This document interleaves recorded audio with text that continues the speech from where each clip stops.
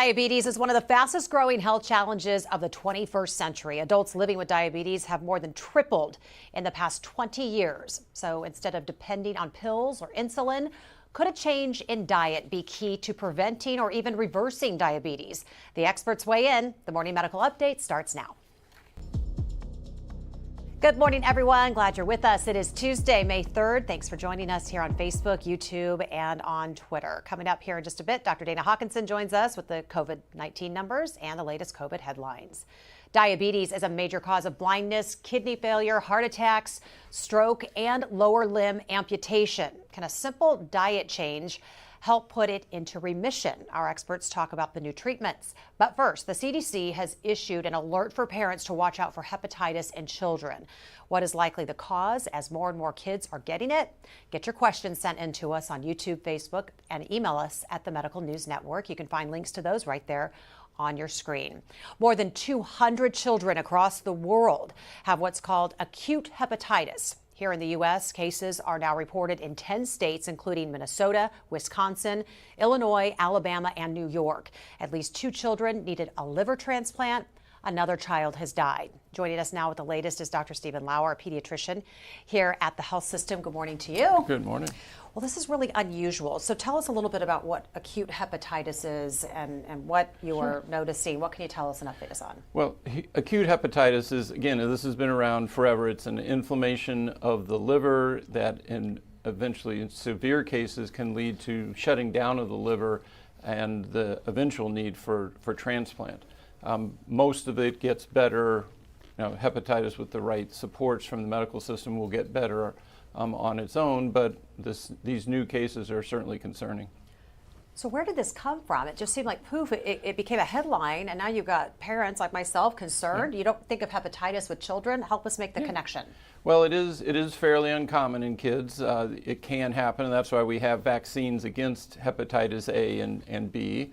But this seems to be a type of hepatitis not caused by the typical hepatitis viruses. They're still trying to figure out exactly what the cause is. May be related to an adenovirus infection, but a lot of work going on around the world to try and understand where this is coming from and how to go about treating it. So where does adenovirus come from, and does it spread among kids? Well, adenovirus is here all the time. Okay. It's been around. There's 50 types of it, and it's one of the major causes of viral upper respiratory infections that we see commonly. It's just usually not as severe as these hepatitis cases. Most of the time, again, viral upper respiratory symptoms, and a few times turning into a gastroenteritis with some vomiting and diarrhea, but the hepatitis part is new. But you said that that's been around a while, but it's when things like this happen or these news flashes come up that we go, oh, we had no idea, we hadn't heard of that before. So has lowered immunity due to COVID and the pandemic had anything to do with this, you think? I know that's being discussed. I really think this sounds much more like a new version of a virus, kind of like the coronavirus leading to COVID. Some change may have happened in one of these adenoviruses as it passes among humans and switched to something that's more of a problem and causing a hepatitis. So unlikely that it's only due to this lack of exposure to it. We've been seeing kids with adenovirus throughout the pandemic, so seems to be something new. So if my child has hepatitis, I have no clue, what kind of symptoms am I looking for? Well, first off, I want to make clear this is still very rare. I mean, there's 200 cases in the world. So it's not on every street corner. This is not COVID. This is not COVID, but what we're looking for is something different than the normal just vomiting and diarrhea, which certainly any parent right now knows there's been a lot of that around as schools and daycares have opened back up.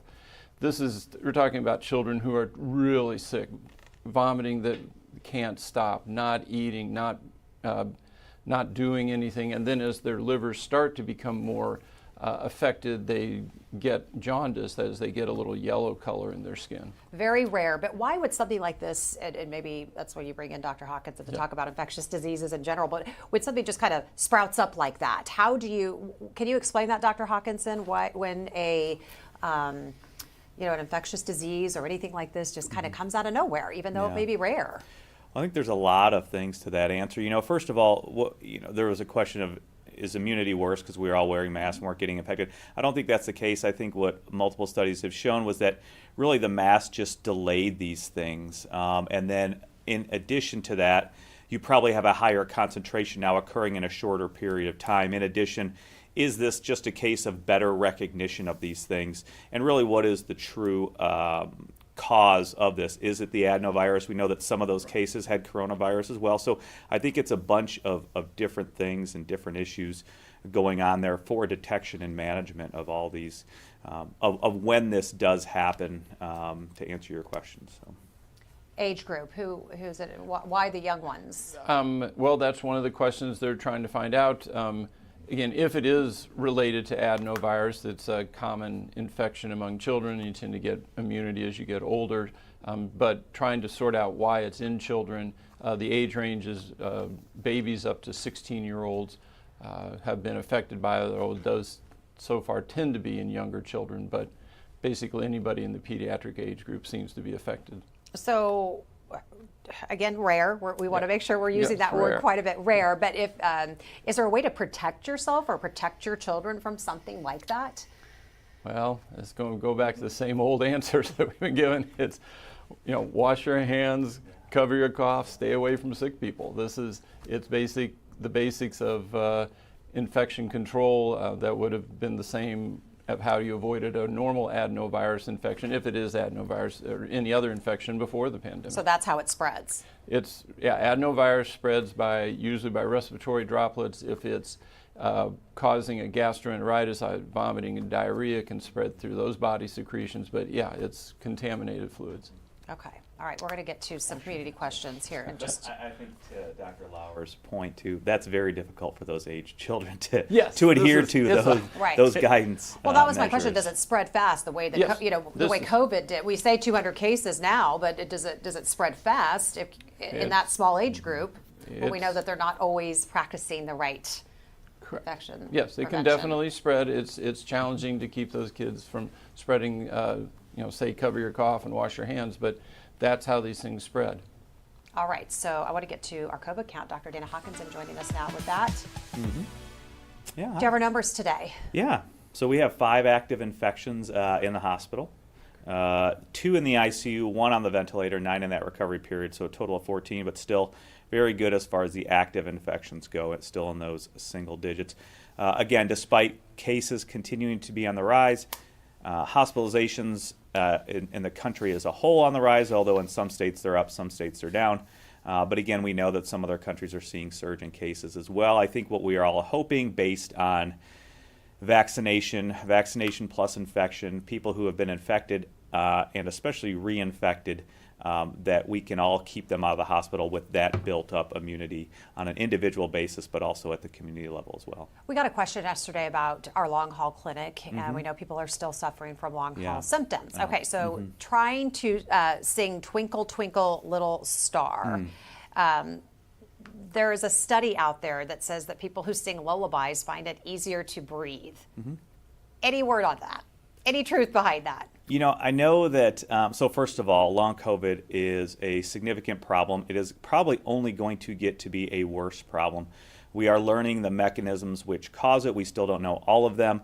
One of the things that can help, though, and I think we need to continue to endorse this, is that vaccination soon after infection will help either reduce the symptoms or reduce your risk of getting long COVID.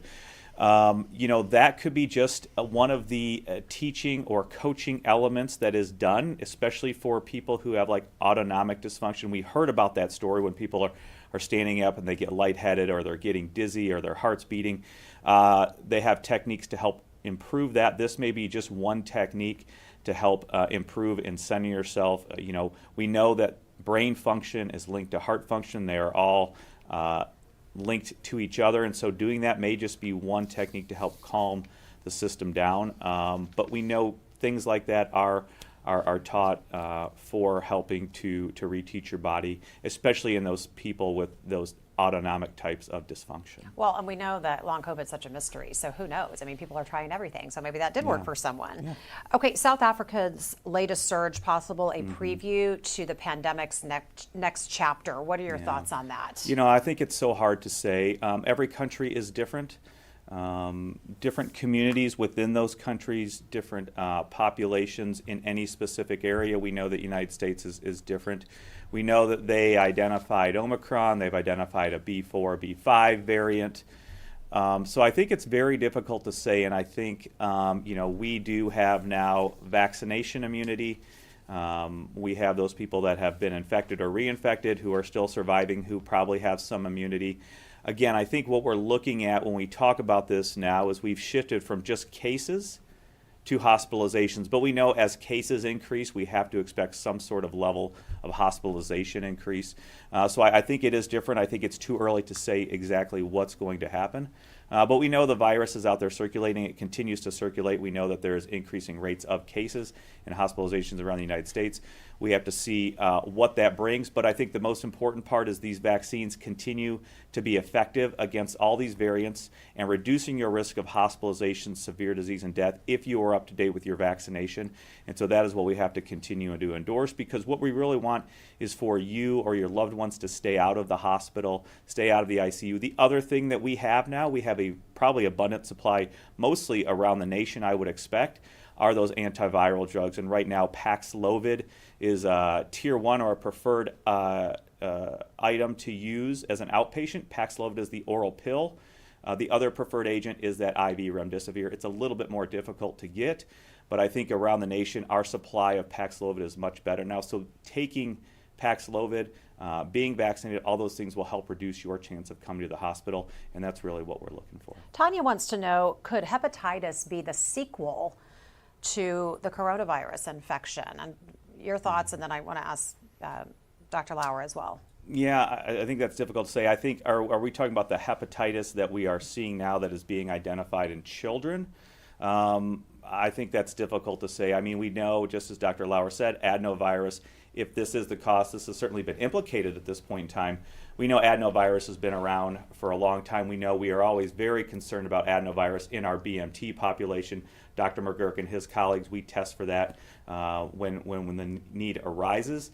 I don't expect that to be anything like what is going on with the pandemic with SARS-CoV-2 at this point, though. And again, what is the true impact of this hepatitis and this possible adenovirus link? Is it just because we're looking better, we're identifying it easier now?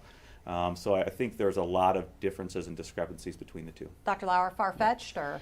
I think everything has to be explored right now, but yeah, this seems most likely to be some new agent. I think it just points out that there's thousands at least of viruses out there. They keep changing, and we have to keep close surveillance of what they're doing and what kind of diseases they're causing. All right. Well, more than 293,000 people in the metro are affected by diabetes, and of those, nearly 70,000 don't even know they have it. According to the World Health Organization, diabetes is among the leading causes of kidney failure and can triple your risk of stroke or heart attack. Joining us now at the table to talk about diabetes and some recent fad diets is Dr. David Robbins, an endocrinologist who heads the Cray Diabetes Self-Management Center here at the health system. Good morning to you, doctor. How are you? I'm good. Good morning. Well, always good to have you on. Dr. Robbins, more than 37 million Americans have diabetes. That's according to the CDC. 96 million more have pre-diabetes. We know obesity is one of those factors. What are some other factors, and what do you make of those numbers? Well, the other two important factors are age and genetics. And unfortunately, you can't do anything about getting older, and you can't change your genetics. Mm-hmm. But there are environmental factors that we do have some ability to affect. Well, 2 decades ago, if you asked a diabetes specialist to explain the cause of type 2 diabetes, doctor, they would say that it was insulin resistance. Is that still the case? It's a little difficult to explain, but insulin resistance is always associated with insulin deficiency. In other words, your body is not making enough insulin to overcome the resistance, and it's at that breaking point that the blood sugar goes up and you become diabetic. So did the pandemic play a big role in any of these numbers that we're seeing, or do you think there may be an after effect? Yeah, we think it did. We're seeing an increase in the incidence. There's new cases of both type 1 and type 2, the insulin-dependent and non-insulin-dependent diabetes. It's unclear if the virus did that itself, or is it simply the illness that brought out the previous risk for diabetes. Dr. Lauer, childhood diabetes, what did the pandemic have any effect on people bringing in their children or getting to that quicker that you noticed? Or are we still waiting to find out?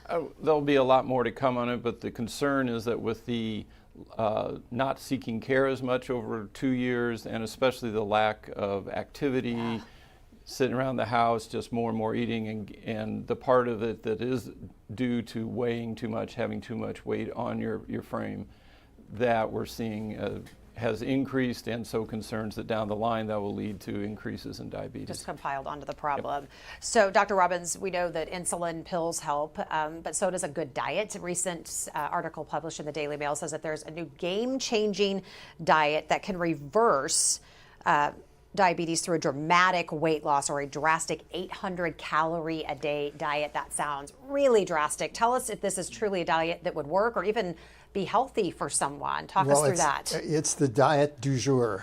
Right. This is a story that's been going on for years. If a patient asks me to make it as simple as possible, what can I do in terms of reversing my diabetes for the type 2, the people that are usually obese, I say lose weight. Mm-hmm.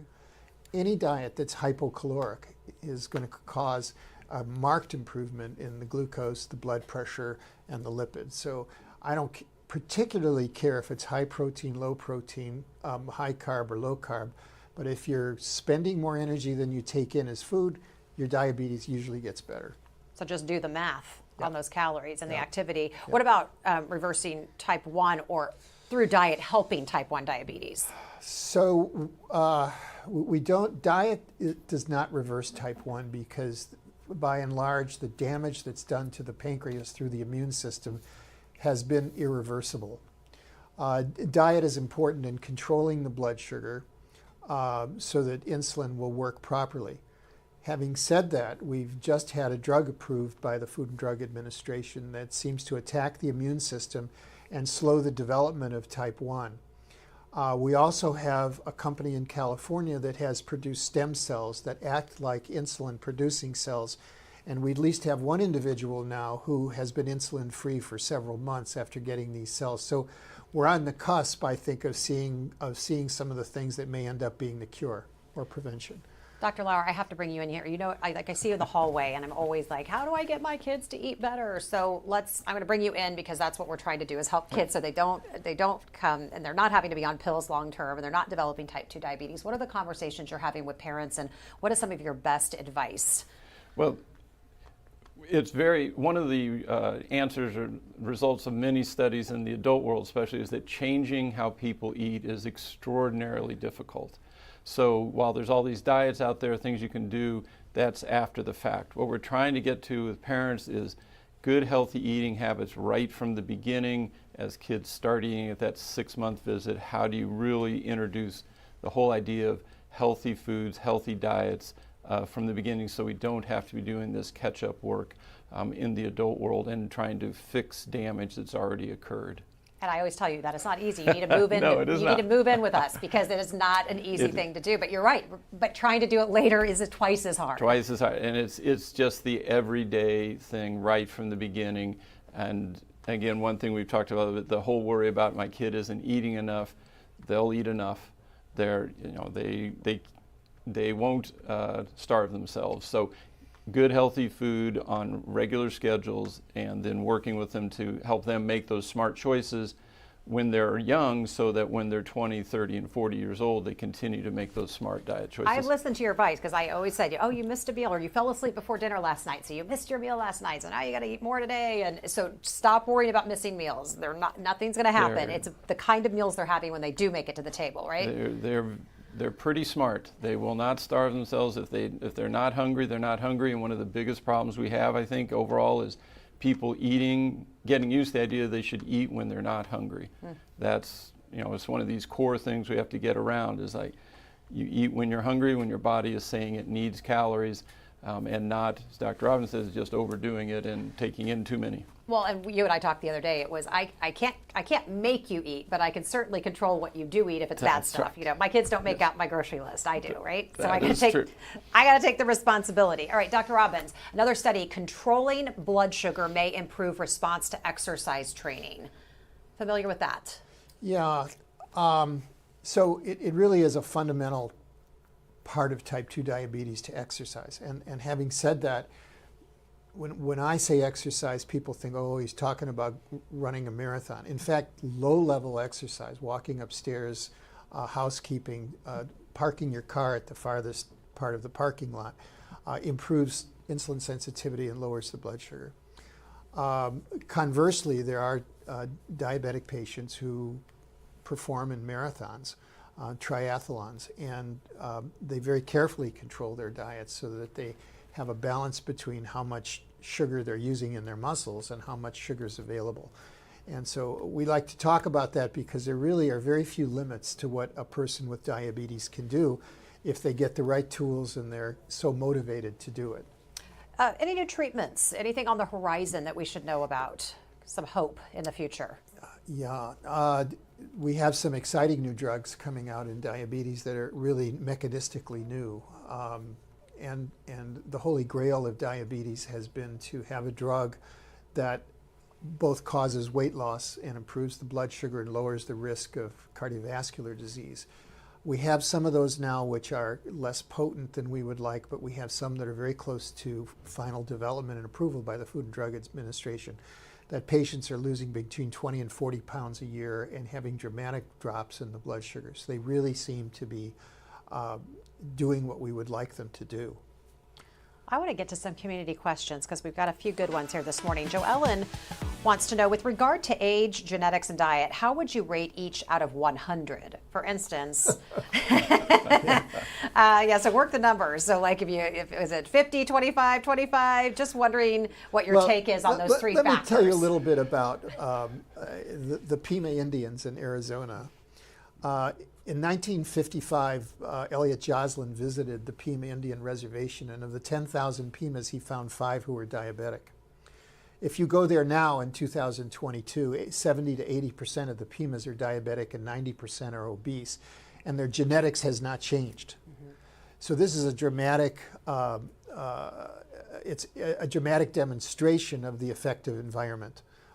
Pickup trucks, gaming, the tribes have become fairly wealthy, they eat poorly, mechanization. To me, it's a canary in the cage.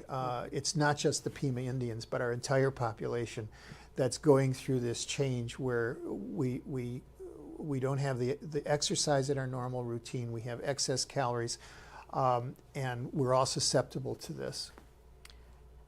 Sarah wants to know, what is the connection between diabetes and children post-COVID? Is this limited to unvaccinated children and symptomatic children, or do vaccinated and or asymptomatic children, are they getting diabetes post-COVID? Can both docs weigh in on what you know? Dr. Robbins? I don't think we know if the vaccination will reduce. The numbers are not small enough to draw a conclusion yet. I would still lay strength on the concept that you should get vaccinated, and I think that there's no reason not to. That's the same message you've always given. Sounds familiar. Yeah, I think while there may be something that comes out of a long-term look and years from now seeing if there was increases in diabetes rates among those who had COVID or not, the one that we're really concerned about is more those environmental changes, those diet changes that have happened during the pandemic, where there's just more calories in, less activity, and so the shift toward more weight that's happened among the pediatric population. Jen wants to know, Dr. Lauer, if you're seeing or treating post-COVID pediatric patients. Are you hearing from parents what type of post-symptoms are they experiencing?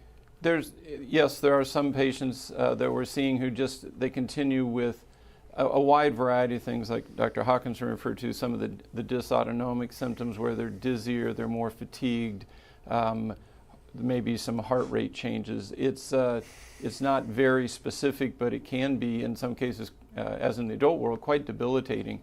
and just slows them down. They're just not back to where they should be. They're not, in many cases, sick the way we think. You can't do blood tests on them. There's not something that stands out, but they have not recovered, and they're not back to being able to do everything that they were before they got COVID. Does it feel like a mystery to you?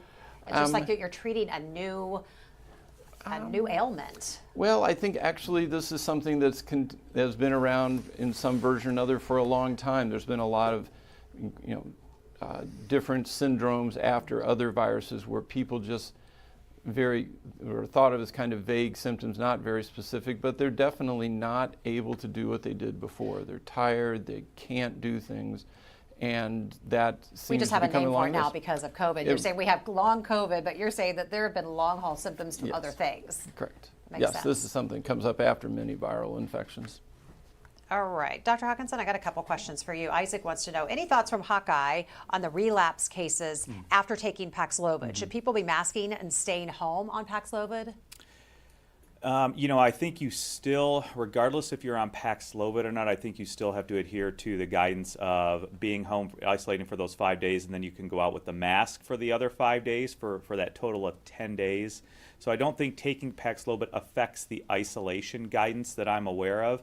What about the relapses? I think we are still looking into it. We do understand that there were some cases of relapses during the trials as well, but I don't think we have enough information or what I've seen, enough published information to be able to otherwise speak on that. So there's two different kind of questions there. Number one, I think we are still waiting for more information about the relapse of cases. We know that there were some in the trials, and the other issue is I don't think taking Paxlovid changes the guidance for isolating and masking once your isolation is done after infection. Last questions from Lisa. Just got over COVID. I was going to get my second booster before I got it. Now I'm wondering when I should get that second booster. Should I wait for a few weeks? Yeah. I think there's not really any formal recommendation. I think, waiting 6 or 8 weeks is reasonable to do that because now you have had some sort of natural immune boost. With the infection, you probably, if it was recent, you probably have BA2, so you have some immunity to that. But there's no formal recommendation.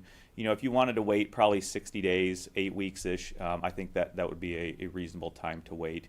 I think that's important to understand because we know that has happened to a lot of people. Right now, there is no other formal guidance. But I think you are protected now for a little bit. You've had some natural immune boost, and I think waiting for a couple months is reasonable. All right, I'm going to get to final thoughts. So Dr. Hawkinson, I have to say you have a big fan.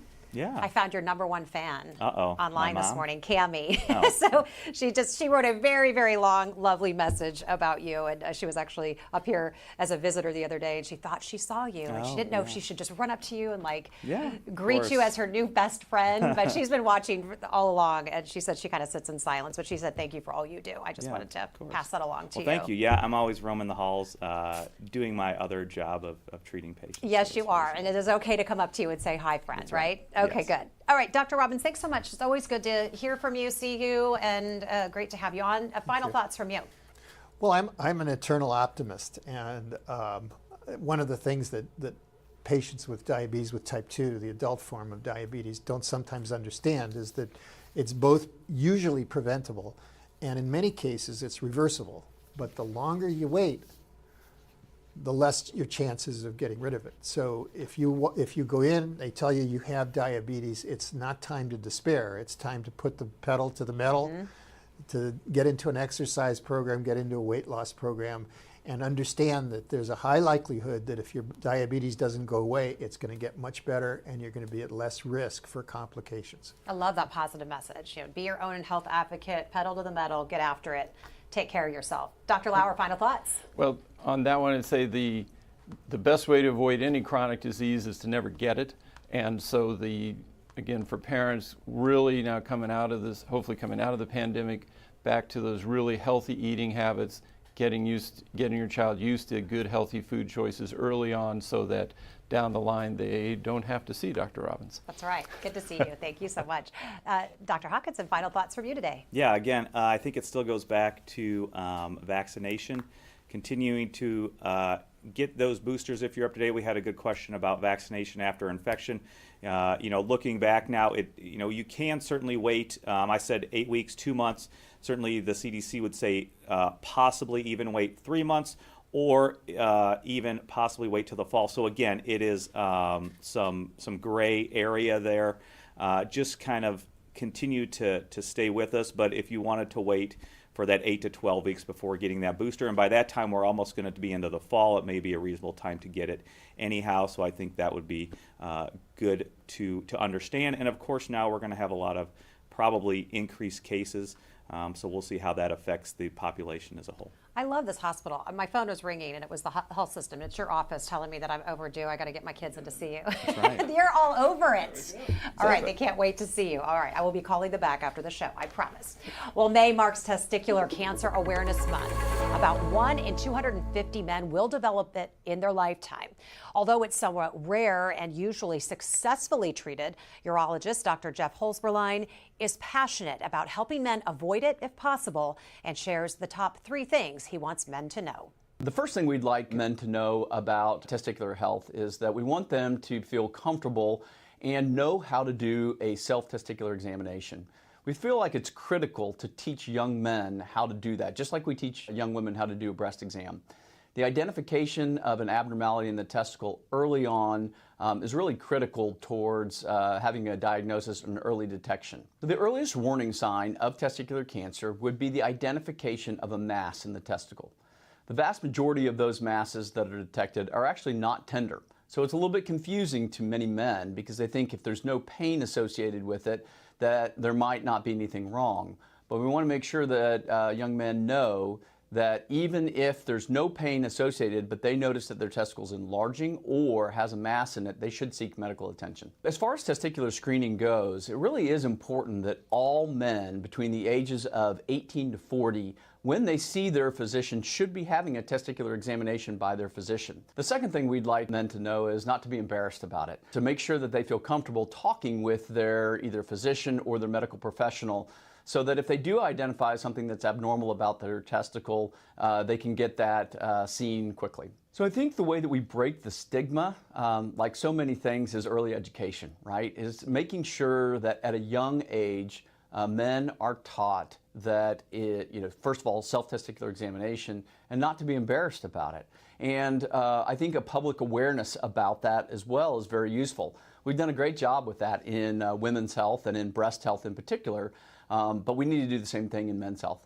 The third thing I'd like people to know is that testicular cancer is one of the true success stories of medicine.